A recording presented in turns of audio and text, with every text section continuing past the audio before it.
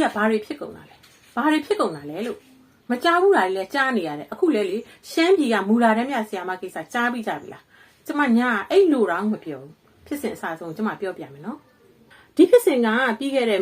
မေလ19ရက်နေ့ညနေပိုင်းရှမ်းပြည်တောင်ပိုင်းပင်းတရမြို့နယ်မြင်းမှုကျွေးရမှာဖြစ်သွားခဲ့တာဖြစ်ပါတယ်ရှင်ရွာထဲကမူလာတန်းပြဆရာမတယောက်က online လောင်းကစား online game ပေါ့နော်ရန်စော်တော့ငွေကြေးအချက်တွေဖြစ်လာတာအခုလိုမျိုးရိုးသားတဲ့ကြေးရွာမှာရှိတဲ့အမျိုးသမီးနှစ်ယောက်ကိုဓာတ်နဲ့ရဲဆက်ဝင်ရောက်ထိုးခုတ်တက်ခဲ့တာဖြစ်ပါတယ်ရှင်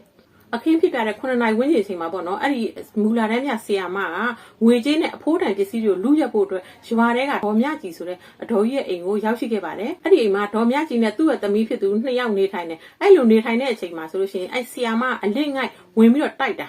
အဲ့လိုတိုက်ခိုက်နေတဲ့အချိန်မှာဒေါ်မြကြီးရဲ့သမီးဖြစ်သူကအော်ဟစ်ပြီးတော့အကူညီတောင်းတယ်အဲ့ဒါမို့အိမ်နီးနားချင်းဖြစ်တဲ့ဦးတောင်းကျွယ်ကစိုးရိမ်ကြီးစွာနဲ့တွားရောက်ပြီးကြည့်ရှုခဲ့တယ်ဦးတောင်းကျွယ်အိမ်ကိုဝင်ကြည့်လိုက်တဲ့အချိန်မှာမြင်ကွင်းကိုမြင်လိုက်တကယ်ကိုတိမ်လုံးခြောက်ချသွားခဲ့ပါတယ်ဒေါ်မြကြီးနဲ့သူ့ရဲ့သမီးကသွေးရိုင်ထဲမှာလဲကြနေပါတယ်မူလာတဲ့မြဆရာမရဲ့လက်ထဲမှာလည်းသွေးအလင်းလေးနဲ့ဓာဦးချုံကြီးတစ်ချောင်းကိုကင်ထားတာတွေ့ရပါတယ်အဲ့ဒီအချိန်မှာဦးတောင်းကျွယ်ကသူ့ရဲ့အသက်အန္တရာယ်ကိုမမှုပဲနဲ့ဆီယာမရဲ့လက်ထက်ကဓာတ်ကိုအတင်းဝင်လူခဲ့တယ်ပြီးလို့ရှိရင်ဓာတ်တိုင်ရတွေနဲ့သားမိနဲ့ကိုလည်းဆေးကိုပို့ဆောင်ပေးခဲ့တယ်ဆေးရုံကစစ်ဆေးချက်တွေရသမီးဖြစ်သူမှာဓာတ်တိုင်ရ၄ချက်အပြင်းထန်ထိမှန်ထားပြီးတော့မိခင်ဖြစ်သူမှာတော့ဒေါ်ကြီးမှာတော့ဓာတ်တိုင်ရတစ်ချက်ထိမှန်ခဲ့ပါတယ်ဒါပေမဲ့ဝမ်းထဲကြာကောင်းတာကတော့ဆေးရုံမှာအရေးပေါ်ကုသခံယူနေရင်းနဲ့ပြင်းထန်ဒဏ်ရာတွေနဲ့တူကတော့ဆုံးသွားခဲ့ရပြီးတော့ကျန်တဲ့တယောက်ကတော့ဆေးကုသမှုကိုဆက်လက်ခံယူနေရပါတယ်လက်ရှိမှာတော့လူသတ်မှုကျူးလွန်ခဲ့တဲ့မူလာတန်းမြဆရာမကိုပင်းတရမြို့မှာရဲစခန်းကဖမ်းဆီးထိန်းသိမ်းထားပြီးတော့ဥပဒေအရပြင်းပြင်းထန်ထန်အရေးယူနိုင်မှုအတွက်ဆက်လက်စစ်ဆေးနေစေဖြစ်ပါတယ်ရှင်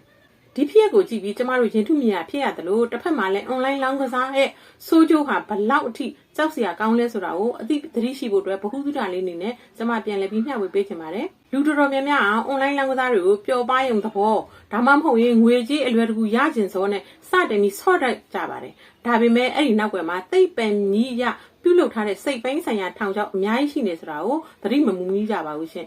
လောင်းကစားဂိမ်းတွေကိုတီထောင်တဲ့သူတွေကလူတွေရဲ့အုံနောက်ထဲမှာဒိုပါမင်လို့ခေါ်တဲ့ပျော်ရွှင်မှုကိုပေးနိုင်တဲ့ဓာတ်တစ်မျိုးကိုထွက်ရှိလာအောင်စနစ်တကျ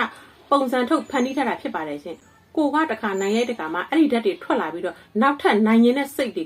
ပိုရကျင်တဲ့လောဘတွေကိုဖြစ်စေပါတယ်ရှင်ရှုံးသွားတဲ့အခါမှာလည်းနောက်တစ်ခါပြန်ရမှာပဲဆိုတော့စိတ်အစွဲနဲ့လူကိုယုံမထွက်နိုင်အောင်ခေါ်ဆောင်သွားတတ်ပါတယ်ဒီလိုနဲ့လောင်ကစားအကျွေးပက်လက်ဝိုင်းလာတဲ့အခါမှာလူတယောက်ရဲ့အုံနောက်ကပုံမှန်စဉ်းစားတွေးခေါ်နိုင်စမ်းလုံးဝမရှိတော့ပါဘူး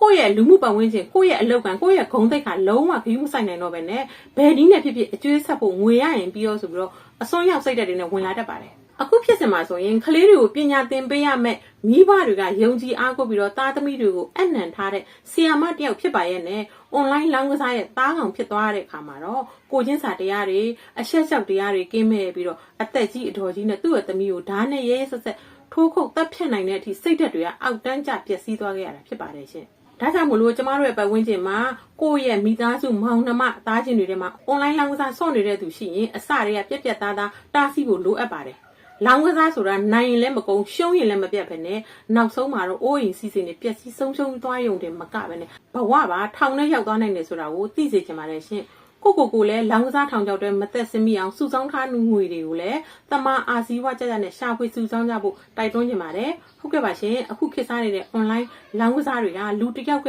ကိုချင်းတရားဘဝတစ်ခုလုံးဘယ်လောက်ထိပျက်စီးစေနိုင်တယ်လဲဆိုတာကိုဒီဖြစ်ရကတက်တည်ပြနေပါတယ်ရှင်ဒီသတင်းနဲ့ပတ်သက်ပြီးတော့မိတ်ဆွေတို့အနေနဲ့ရောဘယ်လိုမြင်တယ်လဲဆိုတာကိုအောက်မှာ comment မှာရေးသားမျှဝေပေးပါဦးနော်နောက်ထပ်လည်းသတင်းတွေရှိရင်ချက်ချင်းတင်ပေးသွားမှာဖြစ်ပါတယ်ရှင်အားလုံးပဲဘေးအန္တရာယ်ကင်းရှင်းကြပါစေ